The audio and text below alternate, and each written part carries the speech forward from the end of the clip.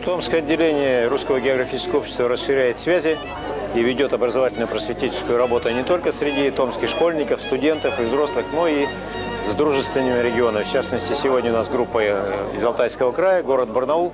Приехало 40 школьников.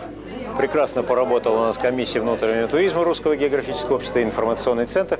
И дети сегодня смотрят Томск.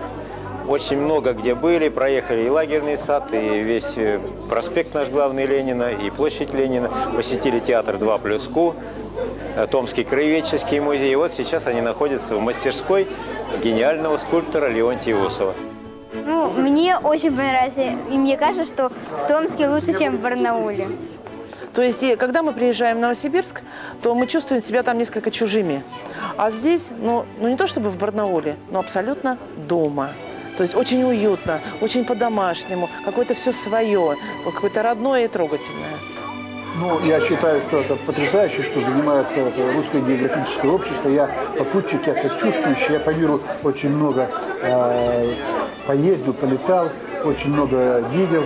И поэтому я искренне радуюсь, что в Томске вот такое географическое общество, и что один из руководителей – это, конечно же, Евгений Ковалевский, человек от Бога. А географическому обществу вместе с Шойгу, Сергеем Кожугетовичем, которым я знаком, и мне был даже в мастерской, встречались 2 раза, большие приветы.